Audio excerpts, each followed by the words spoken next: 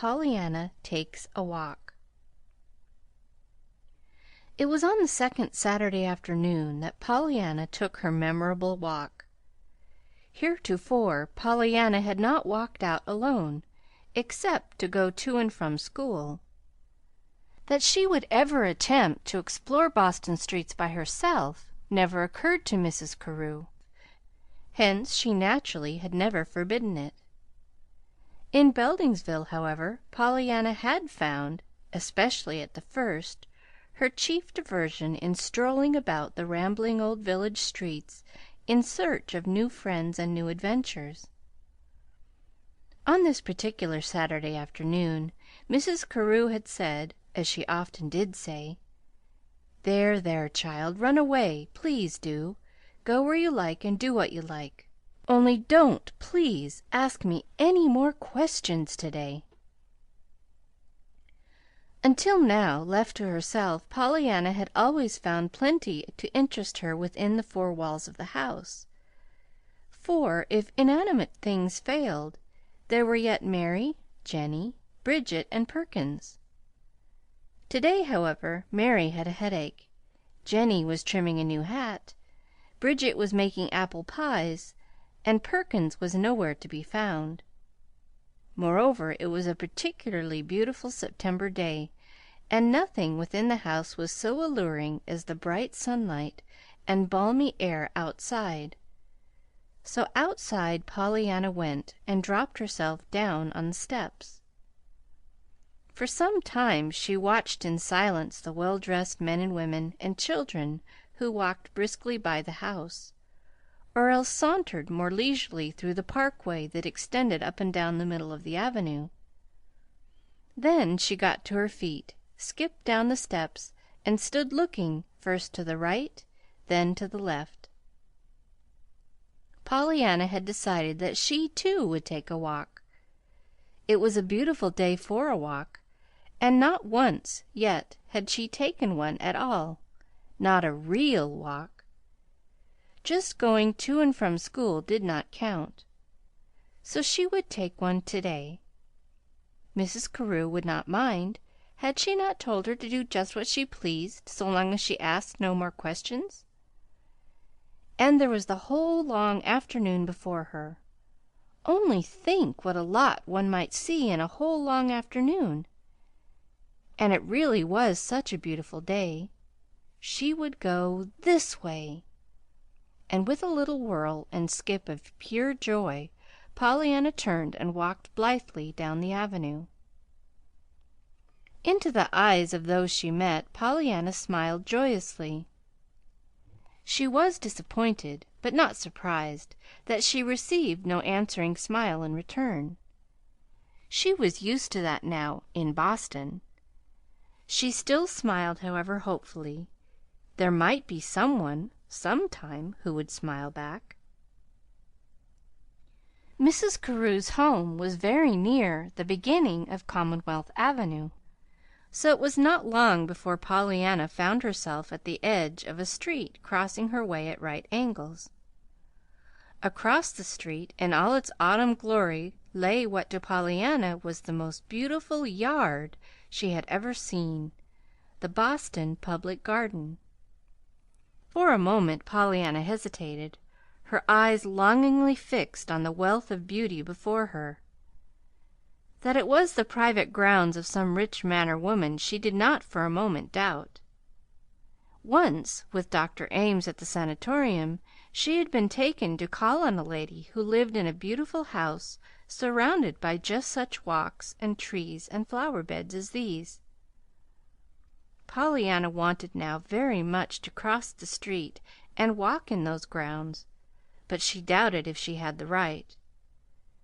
To be sure, others were there moving about, she could see, but they might be invited guests, of course. After she had seen two women, one man and a little girl, unhesitatingly enter the gate and walk briskly down the path, however, Pollyanna concluded that she, too, might go. Watching her chance, she skipped nimbly across the street and entered the garden. It was even more beautiful close at hand than it had been at a distance. Birds twittered over her head, and a squirrel leaped across the path ahead of her. On benches here and there sat men, women, and children.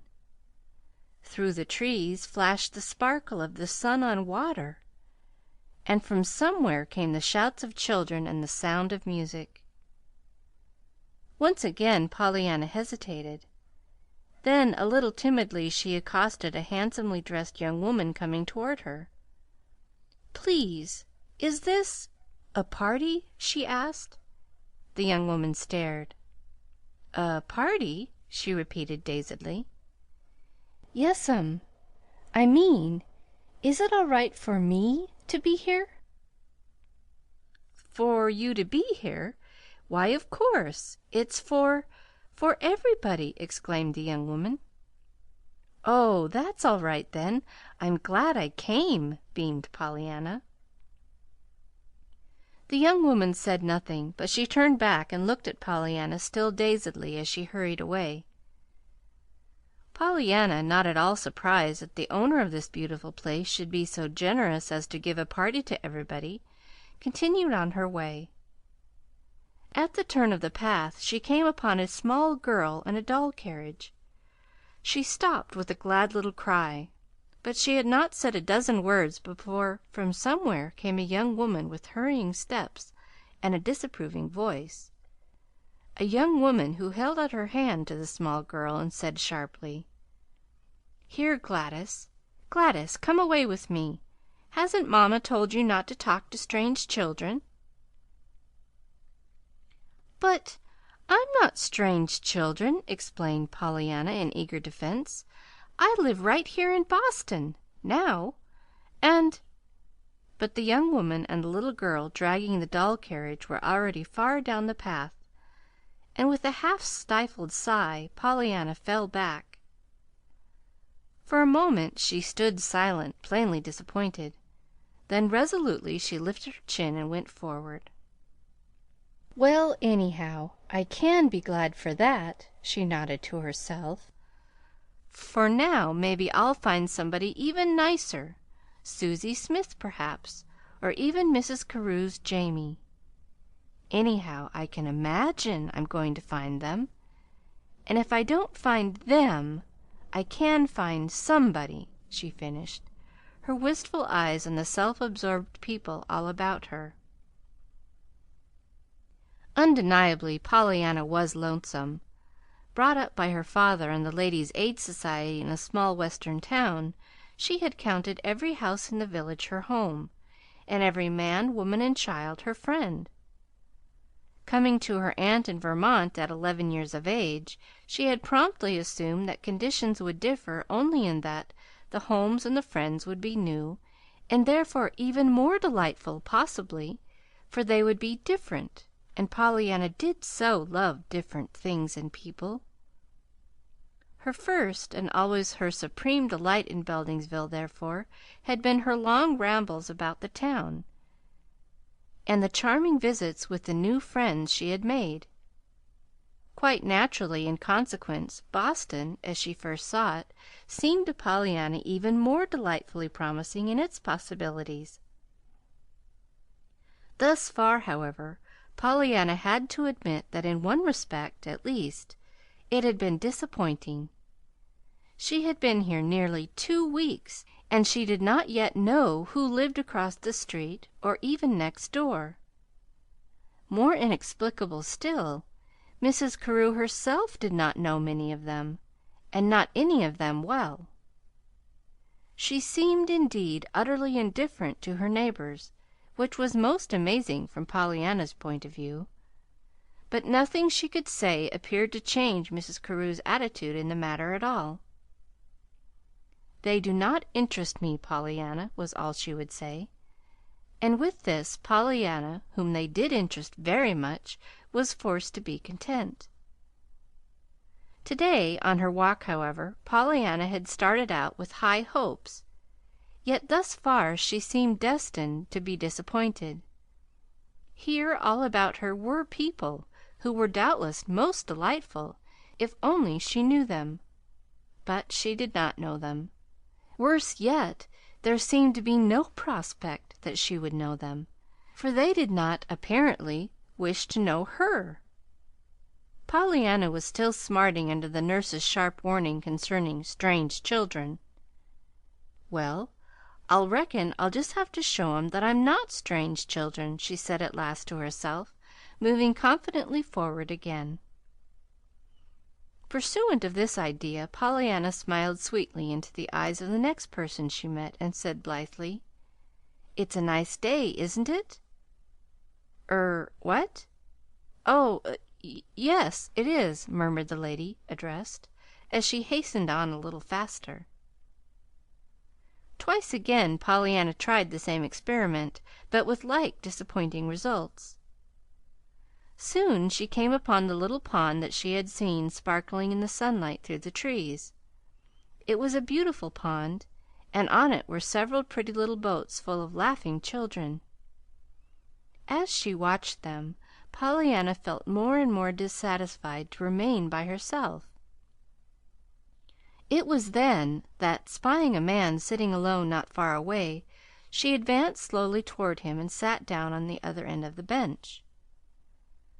Once Pollyanna would have danced unhesitatingly to the man's side and suggested acquaintanceship with a cheery confidence that had no doubt of a welcome. But recent rebuffs had filled her with an unaccustomed diffidence. Covertly she looked at the man now. He was not very good to look at. His garments, though new, were dusty, and plainly showed lack of care. They were of the cut and style, though Pollyanna, of course, did not know this, that the state gives its prisoners as a freedom suit. His face was pasty white, and was adorned with a week's beard. His hat was pulled far down over his eyes. With his hands in his pockets, he sat idly staring at the ground. For a long minute Pollyanna said nothing. Then hopefully she began, "It IS a nice day, isn't it?" The man turned his head with a start. What did you say?" he questioned, with a curiously frightened look around to make sure the remark was addressed to him. "I said 'twas a nice day," explained Pollyanna, in hurried earnestness. "But I don't care about that especially. That is, of course, I'm glad it's a nice day, but I said it just as a beginning to things, and I'd just as soon talk about something else anything else. It's only that I wanted you to talk about something, you see." The man gave a low laugh. Even to Pollyanna the laugh sounded a little queer, though she did not know, as did the man, that a laugh to his lips had been a stranger for many months. "So you want me to talk, do you?" he said a little sadly. "Well, I don't see but what I shall have to do it then. Still, I should think a nice little lady like you might find lots nicer people to talk to than an old duffer like me." "Oh, but I like old duffers!" exclaimed Pollyanna quickly. "That is, I like the old part, and I don't know what a duffer is, so I can't dislike that. Besides, if you are a duffer, I reckon I like duffers. Anyhow, I like you," she finished, with a contented little settling of herself in her seat that carried conviction. "Humph! Well, I'm sure I'm flattered," smiled the man, ironically. Though his face and words expressed polite doubt, it might have been noticed that he sat a little straighter on the bench. "And pray, what shall we talk about?" It's infinitesimal to me. That means I don't care, doesn't it?" asked Pollyanna, with a beaming smile. "Aunt Polly says that. Whatever I talk about, anyhow, I always bring up at the Ladies' Aiders. But I reckon that's because they brought me up first, don't you? We might talk about the party. I think it's a perfectly beautiful party, now that I know some one." "Party?" "Yes. This, you know, all these people here to day. It is a party, isn't it? The ladies said it was for everybody, so I stayed, though I haven't got to where the house is, yet, that's giving the party." The man's lips twitched. "Well, little lady, perhaps it is a party, in a way," he smiled. "But the house that's giving it is the city of Boston. This is the public garden, a public park, you understand, for everybody." "Is it? Always? And I may come here any time I want to? Oh, how perfectly lovely! That's even nicer than I thought it could be. I'd worried for fear I couldn't ever come again after today, you see. I'm glad now, though, that I didn't know it just at the first, for it's all the nicer now. Nice things are nicer when you've been worrying for fear they won't be nice, aren't they?" "Perhaps they are, if they ever turn out to be nice at all," conceded the man, a little gloomily. "Yes, I think so, too," nodded Pollyanna, not noticing the gloom. "But isn't it beautiful here?" she gloried. "I wonder if Mrs. Carew knows about it, that it's for anybody so. Why, I should think everybody would want to come here all the time and just stay and look around." The man's face hardened. "Well, there are a few people in the world who have got a job, who've got something to do besides just to come here and stay and look around, but I don't happen to be one of them." "Don't you? Then you can be glad for that, can't you?" sighed Pollyanna, her eyes delightedly following a passing boat. The man's lips parted indignantly, but no words came. Pollyanna was still talking. "I wish I didn't have anything to do but that. I have to go to school. Oh, I like school, but there's such a whole lot of things I like better. Still, I'm glad I can go to school. I'm specially glad when I remember how last winter I didn't think I could ever go again. You see, I lost my legs for a while. I mean, they didn't go. And you know you never know how much you use things till you don't have 'em. And eyes, too. Did you ever think what a lot you do with eyes? I didn't till I went to the sanatorium. There was a lady there who had just got blind the year before. I tried to get her to play the game, finding something to be glad about, you know, but she said she couldn't, and if I wanted to know why, I might tie up my eyes with my handkerchief for just 1 hour. And I did. It was awful. Did you ever try it?"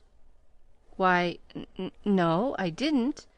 A half vexed, half baffled expression was coming to the man's face. "Well, don't. It's awful. You can't do anything. Not anything that you want to do.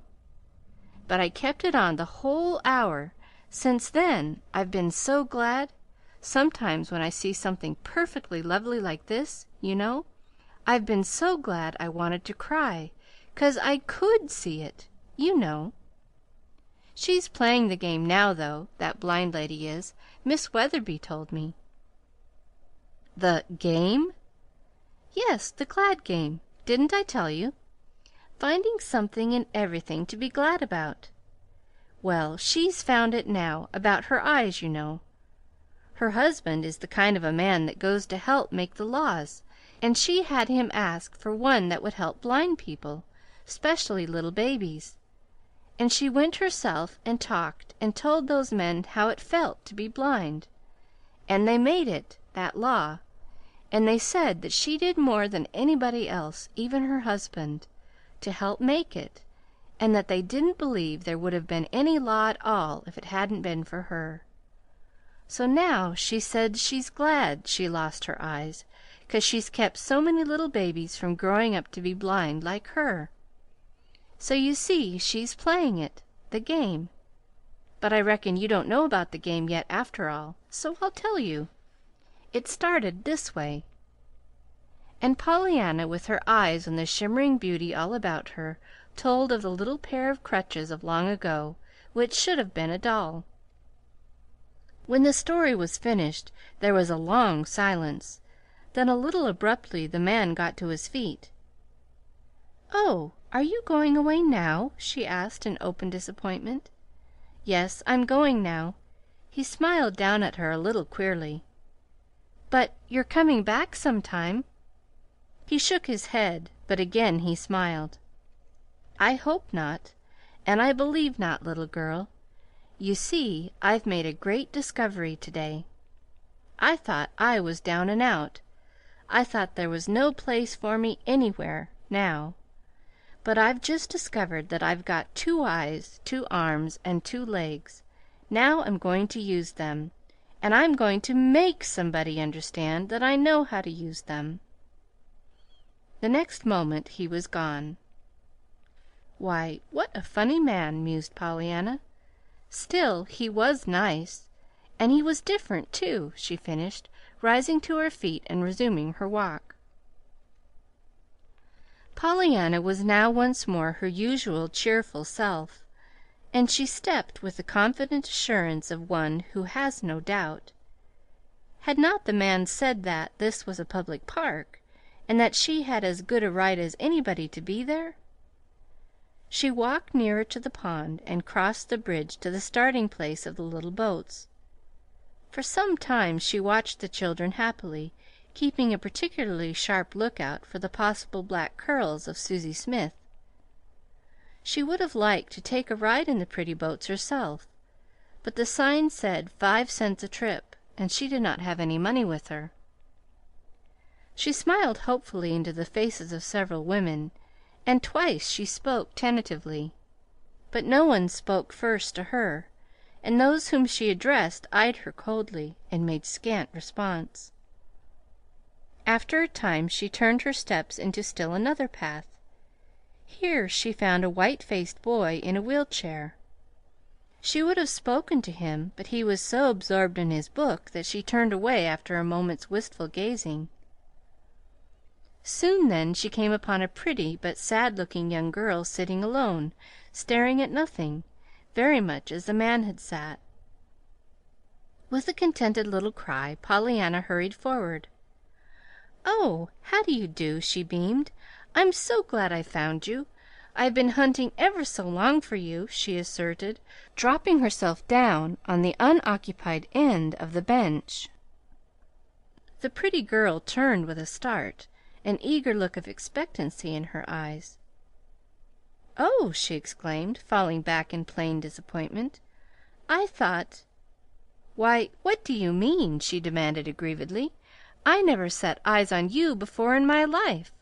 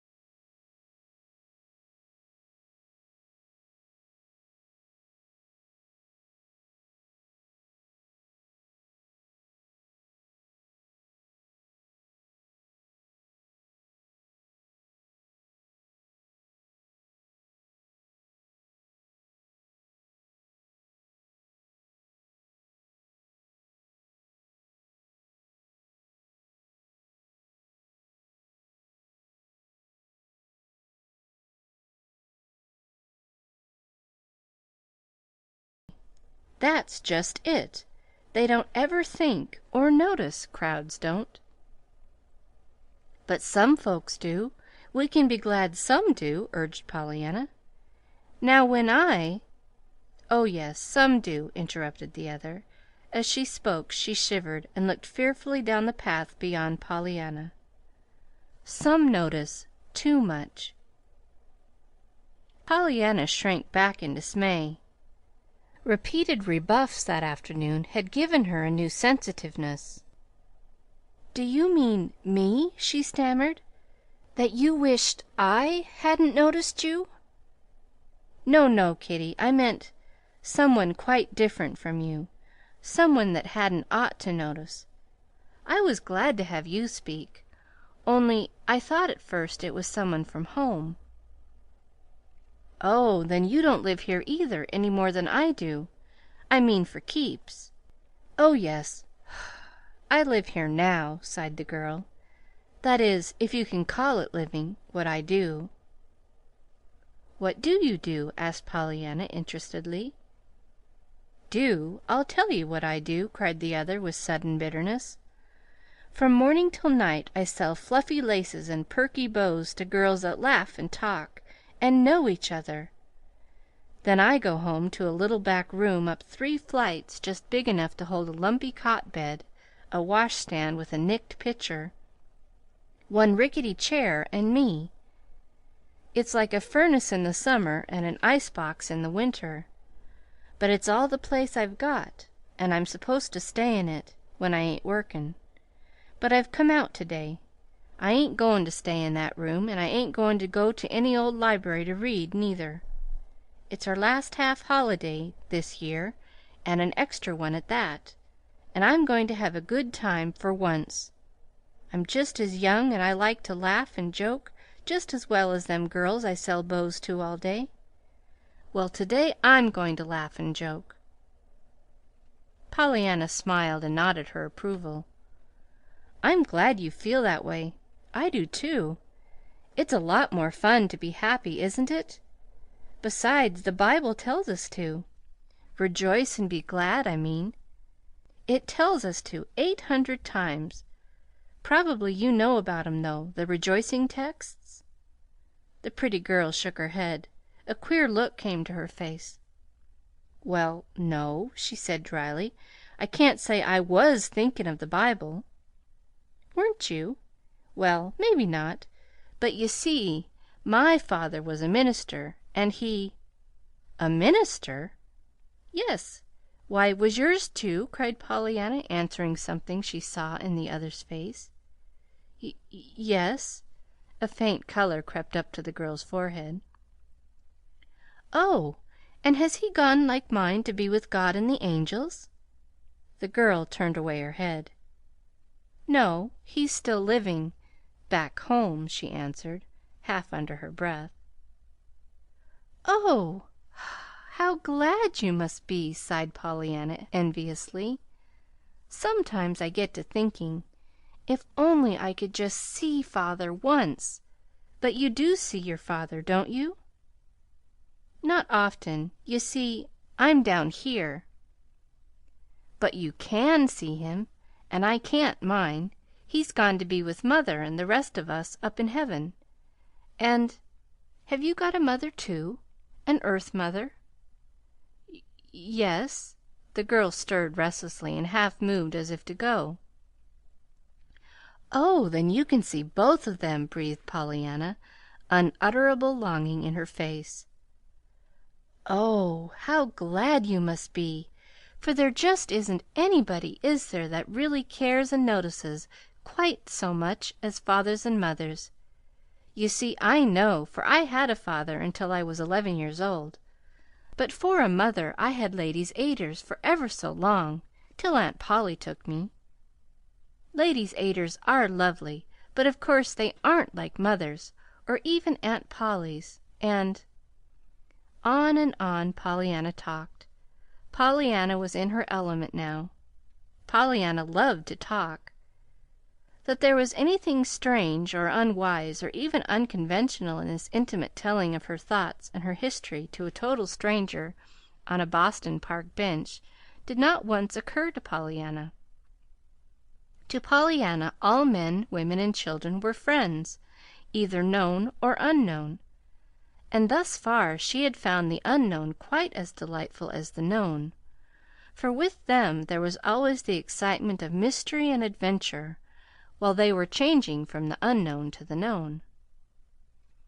To this young girl at her side, therefore, Pollyanna talked unreservedly of her father, her Aunt Polly, her Western home, and her journey east to Vermont. She told of her new friends and old friends, and of course she told of the game. Pollyanna almost always told everybody of the game, either sooner or later. It was indeed so much a part of her very self that she could hardly have helped telling of it. As for the girl, she said little. She was not now sitting in her old listless attitude, however, and to her whole self had come a marked change. The flushed cheeks, frowning brow, troubled eyes, and nervously working fingers were plainly the signs of some inward struggle. From time to time she glanced apprehensively down the path beyond Pollyanna, and it was after such a glance that she clutched the little girl's arm. "See here, Kitty, for just a minute don't you leave me, do you hear? Stay right where you are. There's a man I know comin', but no matter what he says, don't you pay no attention, and don't you go. I'm going to stay with you, see?" Before Pollyanna could more than gasp her wonderment and surprise, she found herself looking up into the face of a very handsome young gentleman who had stopped before them. "Oh, here you are," he smiled pleasantly, lifting his hat to Pollyanna's companion. "I'm afraid I'll have to begin with an apology. I'm a little late." "It don't matter, sir," said the young girl, speaking hurriedly.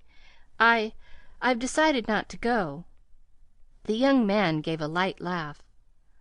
"Oh, come, my dear, don't be hard on a chap because he's a little late." "It isn't that, really," defended the girl, a swift red flaming into her cheeks. "I mean I'm not going." "Nonsense!" The man stopped smiling. He spoke sharply. "You said yesterday you'd go."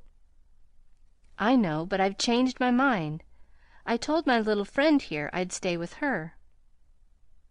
"Oh, but if you'd rather go with this nice young gentleman," began Pollyanna anxiously, but she fell back silenced at the look the girl gave her. "I tell you I had not rather go. I'm not going." "And pray why this sudden right about face?" demanded the young man, with an expression that made him suddenly look to Pollyanna not quite so handsome. "Yesterday you said "I know I did," interrupted the girl feverishly, "but I knew then that I hadn't ought to. Let's call it that I know it even better now. That's all." And she turned away resolutely. It was not all. The man spoke again twice. He coaxed, then he sneered, with a hateful look in his eyes. At last he said something very low and angry which Pollyanna did not understand. The next moment he wheeled about and strode away. The girl watched him tensely till he had passed quite out of sight. Then, relaxing, she laid a shaking hand on Pollyanna's arm. "Thanks, Kitty. I reckon I owe you more than you know. Good bye." "But you aren't going away now?" bemoaned Pollyanna. The girl sighed wearily. "I got to. He might come back, and next time I might not be able to." She clipped the words short and rose to her feet. For a moment she hesitated. Then she choked bitterly. "You see, he's the kind that notices too much, and that hadn't ought to notice me at all." With that she was gone. "Why, what a funny lady!" murmured Pollyanna, looking wistfully after the vanishing figure. "She was nice, but she was sort of different, too," she commented, rising to her feet and moving idly down the path.